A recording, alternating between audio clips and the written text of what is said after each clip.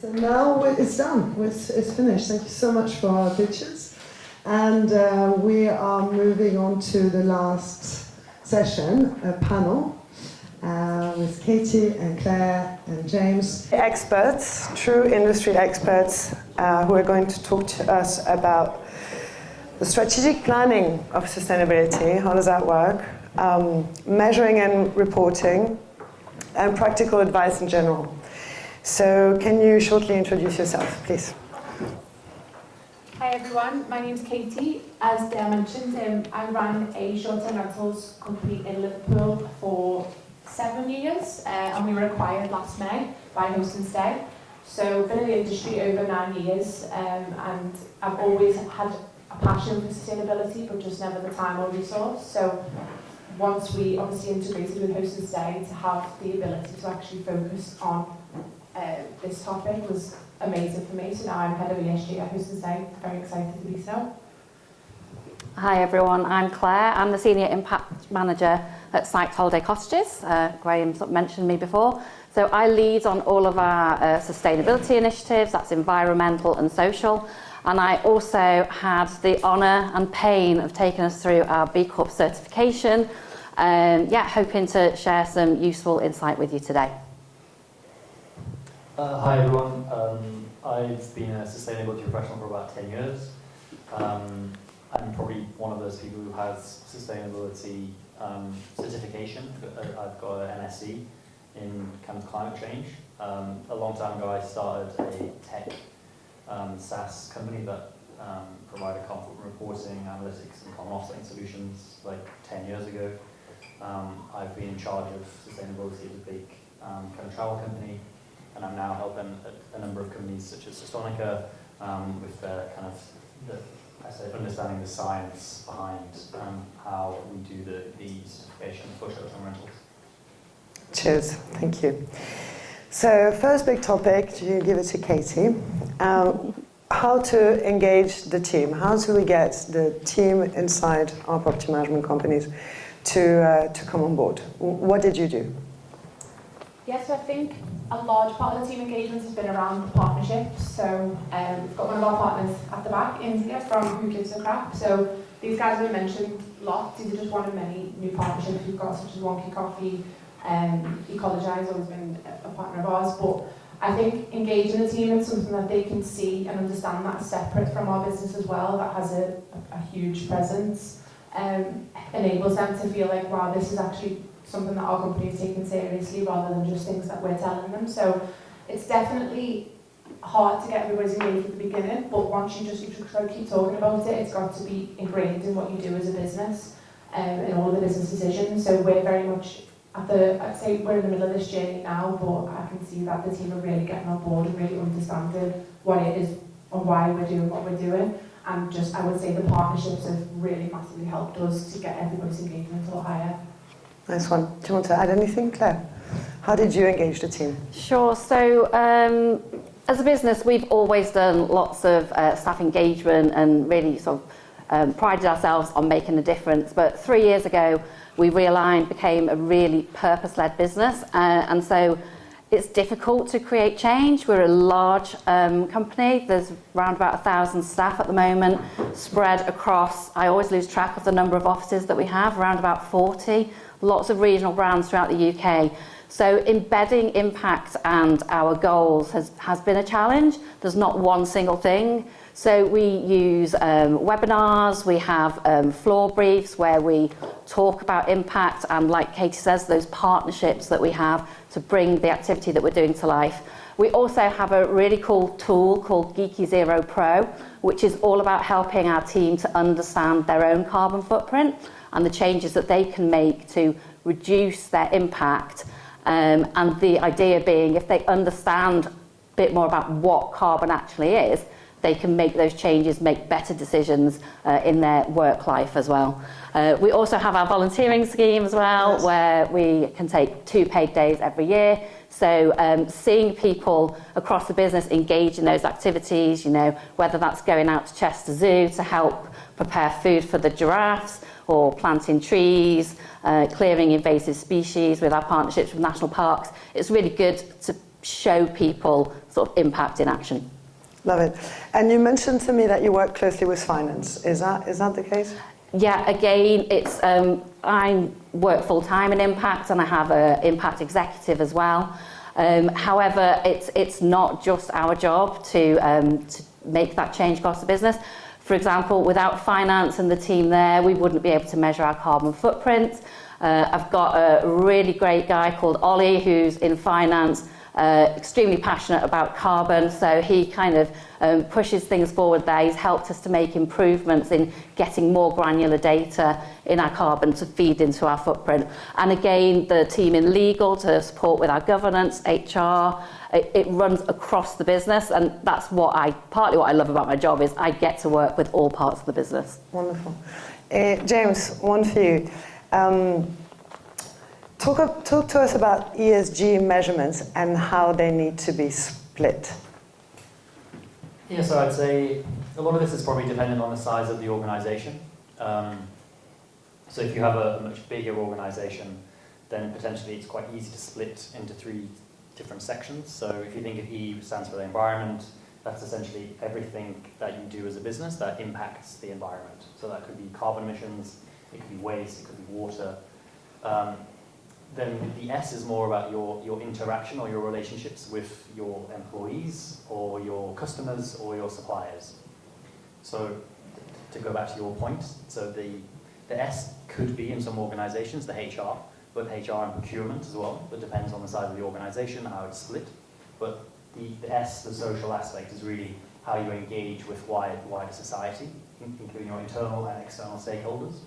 And then the G, or the governance, is more to do with kind of policy, procedure, internal processes, which for big, large organizations could be handled by legal, or in smaller organizations just by a team. So the E, the S, and the G are really split between environmental, social, and governance, and they each cover kind of different areas of the business, one focusing more on environmental metrics and one more on social metrics, such as the wage disparity between genders, for example. Yep. And then governance is much more to do with procedures within the organisation. Yep. You have anti-slavery policies, for example, data protection, etc., etc. Nice, and B Corp can really help with that in terms of giving you guidance. So B Corp, I guess there was a big discussion about B Corp earlier. Yeah. And I think, in my personal view, I think Ufi's answer was very good in terms of just explaining what it is and what it isn't. So it is not an auditable, financial-backed metric that allows people to understand what the environmental impact is of something. It's not going to give you an intensity factor of your revenue as a function of CO2 emissions. But what it does have the potential to do is to give people an understanding of the underlying processes, procedures, and kind of business model within the organisation. Of course, that can be gained, but I mean, that there are always going to be outliers in whatever organisation. So it's not inherently something that's bad, and potentially something that is inherently good, but it is what it is. It's a certification. It's not an intensity metric to understand what the environmental impact of an organisation is. Got you. Katy, you're at the beginning of your journey, right, with data collecting. Can you tell us maybe if you're collecting anything now or what you're planning to collect in the future? Yeah, sure. So we're working with carbon consultants at the moment it's predominantly our scope 1 and scope 2, so our direct and indirect kind of emissions, so from any owned assets, leased assets as well, and that's it's heavily heavy reliance on the finance team at the moment, which is a lot of pressure on them as well, so I think we're just really trying to establish our baseline first. So we're in the infancy of our baseline, but in terms of the initiatives we're carrying out and what we're actually doing, we're quite far in advance, so we're still pushing ahead. But yes, this baseline is taking up the most of our time at the moment because it's essential to have something to report against. So yes, scope 1 and 2 predominantly, but I think the big picture is the properties we manage and how we're going to be able to measure them. So that's definitely something that's in our sights after we've got this baseline. Great, the beginning. So how to convince owners? So we need to start engaging our owners because their homes are part of our Scope 3 calculation. and so that they're ready when things get serious, right? When regulations come about, which we all understood today. So how do we go about it? How do you engage owners? Do you want to speak, Claire? Sure, yeah. Well, our focus so far has very much been about change within the business, predominantly looking at all of our internal stakeholders. But we have been talking to our owners and our customers as well. I presented at our owner roadshow last year at Silverstone. We have email comms that go out with guides on how to make their properties more sustainable. And we are hopefully very soon going to be launching Sustonica to a test group. And what we want to do is to show them that it's easier than they might think and that they shouldn't be too daunted by the word sustainability. And it's all about taking that first step, and there are some really easy things that you can do that can make a difference. If you think about it, 25,000 properties, if all of those properties could make small changes, that's going to have a massive impact. That's right. Do you want to add anything, James? Yeah, I think I would probably go down a similar tack again to the other presenter, Ufi, when she was talking about cost. And I was speaking to Vanessa earlier. I gave a talk yesterday for Earth Day to a company, and I think they expected me to talk about sustainability generally, but the whole talk was basically about cost. And all I wanted to convey was what the actual impact is going to be of inaction in terms of cost. And then from a rental's point of view, I think the numbers would actually make even more sense. So cost is directly proportional to energy usage. So if you can reduce your energy consumption, you're going to reduce your bills. If you're going to reduce your energy consumption, you reduce your CO2 emissions. So there's in this sector, there is maybe more than any other sector, a direct correlation between being more sustainable and cost savings. So just focusing purely on the cost savings is a great way to sell sustainability within short-term rental. Nice. Do you use cost as a way to convince owners, Katie?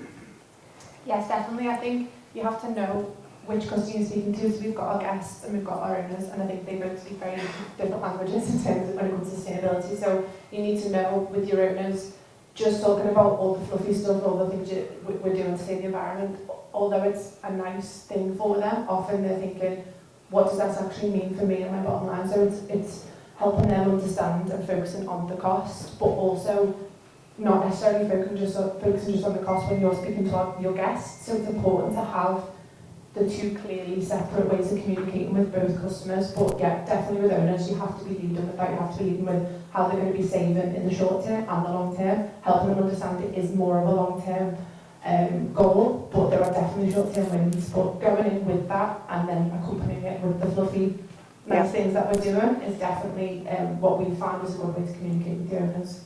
Wonderful. Do you want to add anything, Claire? I think just to add is the fact that we all know that legislation's only going to increase, so it makes sense to get ahead of the curve. Mm-hmm. And some of the stats that we've seen today about the demand with customers, okay, there's a question mark about whether they're willing to pay any additional cost, but we want to look at how we can make the sustainable properties similar cost to those that aren't. But yeah, I think it's making them aware, keeping owners informed, and also sort of giving them those easy ways that we can help them to make those changes. Nice. Okay, we're running out of time. Thank you so much. Can I just add something? Yes, Sorry. yes, of course you can. I thought you just plugged me there. Oh. But there was something else that we were going to talk about. What was And it? you just plugged it perfectly. About whether or not customers are willing to pay more. Right. And there was a recent study, I don't know how much you follow, there's an Oxford University kind of group called Our World in Data, and they publish lots of information around lots of different metrics. And there was a study they published, I think like last week or 2 weeks ago, which looked at, so on the X and Y axis, one was how much people think other people are willing to pay for sustainability products and services, and then on the other was how much people are actually willing to pay for sustainability products and services, and there was a disparity. So people underestimate how much people are actually willing to pay for sustainability. So I think that's a kind of a nice way to finish this, that people generally actually care more than we think they care.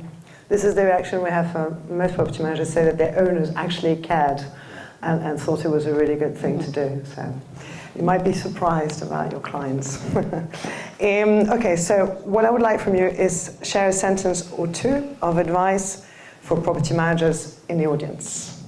There you go. Go. I think the biggest advice is don't think that you've got to be at a certain size to get started, and don't assume that these incredible brands are going to be too expensive for your smaller business. There are so many ways you can be making an impact, and just have more conversations with more people. Let them know what your growth plans are, let them know where you're at, and just ask as many questions as you can, because I feel like you'll be pleasantly surprised with how much change and impact you can make without having to invest a huge amount straight away. I think I've already said it, and actually Bob said it in the opening. Take the first step. You know, don't be scared. That's Yeah. yeah. Yeah, very good. Do you want to add something? I didn't know I was going to get asked this question. I feel bad maybe pointing out one of the pictures earlier. I don't know if the people are still here, but the guy who was talking about the EV vehicles. Yeah. Ball chair. Yeah, so when he was speaking about that, I was thinking, yeah, that's pretty smart. So imagine if you think there's loads of people who have EV vehicles, and imagine you have a vehicle yourself and you want to go to a short-term rental. Yeah. You're going to look for a short-term rental that has a charging point. Clever. So there's definitely a time where just having a charging point is going to almost guarantee that you're going to get business. So if I was advising short-term rental owners, it would be look for those things which separate you from your competition. Essentially, that's what it is. So this is a great way to help save the planet, and also essentially get more people to stay in your property by being a point of differentiation. Nice one. Thank you to our experts. Thanks so much. Thank you.